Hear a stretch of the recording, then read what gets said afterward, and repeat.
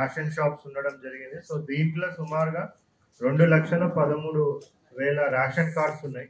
సుమారుగా 6,86,000 మంది, అంటే సుమారుగా 7 లక్షల మంది కూడా బెనిఫిషరీస్ ఉన్నారు. సో వీళ్ళందరికీ కూడా మనకి ఇప్పటి వరకు కూడా 6 కేజీలు మనం ఒక్కొక్క పర్సన్కి ఇస్తా ఉన్నాం. సో ఆ 6 కేజీలు ఏదైతే ఇస్తా ఉన్నామో కూడా దొడ్డు బియ్యం ఇవ్వడం జరుగుతుంది ఇప్పటి వరకు.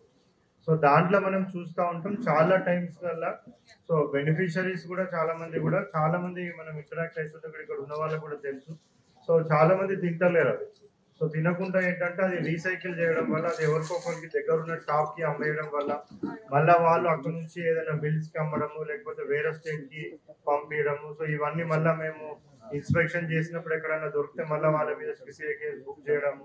సో ఇవన్నీ కూడా అంతా కూడా రీసైకిల్ కావడం వల్లనే ప్రభుత్వం ఒక మంచి ఉద్దేశంతో ఎన్నో కోట్లు ఖర్చు పెట్టి పేదలకు బియ్యం రావాలని చూడడం వల్ల సో అది నిజంగా పేదలకు ఉపయోగపడకుండా అది అవుతా ఉండే.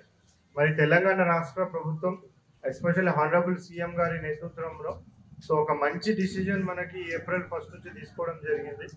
ఈ ఏప్రిల్ నుంచి మన జిల్లా వ్యాప్తంగా సుమారుగా 6,86,000 మంది, అంటే సుమారు 7 లక్షల మంది ఎవరైతే ఉన్నారో రేషన్ కార్డు మెంబర్స్ ఉన్నారు.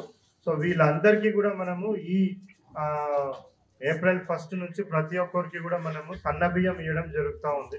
సో అది ఈరోజు మరి నర్సాపూర్ నియోజకవర్గంలో మనం ఇక్కడ ప్రారంభించుకుంటా ఉన్నాం.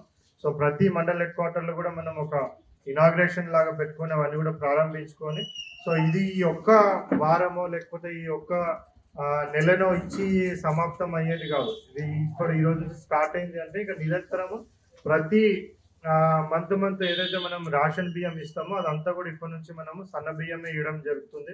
మరి దానికి అనుగుణంగానే మనం వడ్లు సేకరించేటప్పుడు కూడా లాస్ట్ టైం ఖరీఫ్కి సుమారుగా మన జిల్లాలో 50,000 మెట్రిక్ టన్నుల వరకు కూడా మనం బియ్యము సన్న వడ్లు సేకరించడం జరిగింది. మరి వాళ్ళందరికీ కూడా 500 రూపాయలు బోనస్ చొప్పున కూడా సుమారుగా 47 కోట్లు కూడా వాళ్ళందరి అకౌంట్లలో కూడా జమ చేయడం జరిగింది. రానున్న రోజుల్లో కూడా నెక్స్ట్ ఖరీఫ్కి రానున్న వానాకాలంలో కూడా ఇంకా పెద్ద ఎత్తున రైతులందరికీ కూడా ప్రోత్సహించి వాళ్ళందరికీ కూడా సన్న వడ్లు వేసుకునే విధంగా ప్రోత్సహించడం, సన్న వడ్లు వేసుకున్న వాళ్ళందరికీ ప్రొక్యూర్మెంట్ చేసేటప్పుడు వాళ్ళకి 500 రూపాయలు బోనస్ కూడా ఇవ్వడం కూడా ప్రభుత్వం నిశ్చయించింది. మరి దానికి అనుకున్నట్టుగానే ఇచ్చిన హామీ ప్రకారం ఇప్పుడు ఈ రోజు నుంచి మన జిల్లా వ్యాప్తంగా కూడా మొత్తము ప్రారంభం అవుతా ఉంది ఈ స్కీమ్. సో ప్రతి ఒక్కరికి ఇక్కడ వచ్చిన లబ్ధిదారుకి ఎస్పెషల్లీ కూడా కంగ్రాచులేషన్స్. సో అందరికి కూడా మనకి ఇప్పుడు విజ్ఞప్తి అంటే జిల్లా యంత్రాంగం తరఫున, రాష్ట్ర ప్రభుత్వం తరఫున ఇప్పుడు మంచి నాణ్యమైన బియ్యం మీ అందరికి ఇస్తూ ఉన్నారు కాబట్టి సో ఇది మంచిగా వాడి మరి ప్రభుత్వం ఏ ఉద్దేశంతోనైతే ఈ బియ్యం అందరూ కూడా వాడాలి, ఎక్కడ కూడా రీసైకిల్ చేయొద్దు, వేరే వాళ్ళకి అమ్ముకోవద్దు. ఈ బియ్యం మనకి బయట సుమారుగా 40-50 రూపాయలకు దొరికే బియ్యం ఇప్పుడు అందరు కూడా ఇవ్వడం జరుగుతూ ఉంది.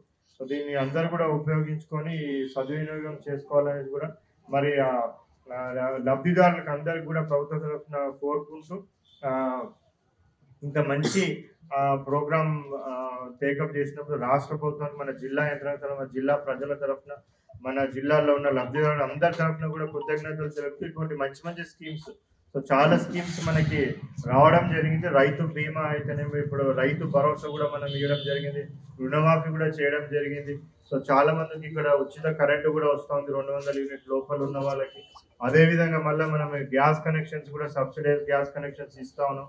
సో అన్ని పథకాలు సో ఫ్రీగా మనం మహిళలకి ఫ్రీ బస్ సౌకర్యం కూడా ప్రొవైడ్ చేస్తూ ఉన్నాం. సో అన్ని సౌకర్యాలు అన్ని ఒక్కొక్క పథకం కూడా ప్రజలను ఉద్దేశించి వాళ్ళందరినీ కూడా ఉపయోగపడే విధంగా మనం అన్ని కూడా చేయడం జరుగుతూ ఉంది.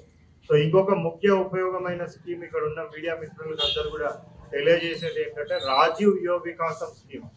రాజీవ్ యువ వికాసం స్కీమ్ కూడా మనకి సో ప్రభుత్వం ఆల్రెడీ ప్రవేశపెట్టింది. ఆన్లైన్లో అప్లికేషన్స్ తీసుకుంటా ఉన్నారు మున్సిపాలిటీలలో ప్లస్ ఎంపీడీఓ ఆఫీసెస్లో ప్రజాపాలన సేవా కేంద్రం ద్వారా.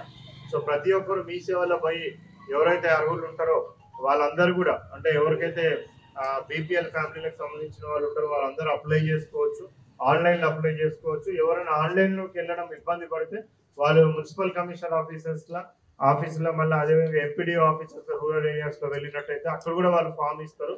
ఆ ఫామ్ నింపి వాళ్ళకి ఏమేమి ఆధార్ కార్డు కానివ్వండి, క్యాస్ట్ సర్టిఫికేట్, ఇన్కమ్ సర్టిఫికేట్ ఇవన్నీ కూడా జత చేసి ఇచ్చినట్టయితే అక్కడ కూడా అప్లికేషన్ తీసుకుంటారు.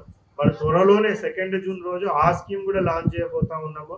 సో ఆ స్కీమ్ కూడా మరి ఆనరబుల్ సీఎం గారు ఇన్స్ట్రక్షన్స్ ఇవ్వడం జరిగింది. మరిన్ని వీడియోస్ కోసం ఛానల్ ని సబ్స్క్రైబ్ చేయండి. లేటెస్ట్ అప్డేట్స్ కోసం వాట్సాప్ ఛానల్ ని ఫాలో అవ్వండి. ఆ లింక్ డిస్క్రిప్షన్ లో ఉంది.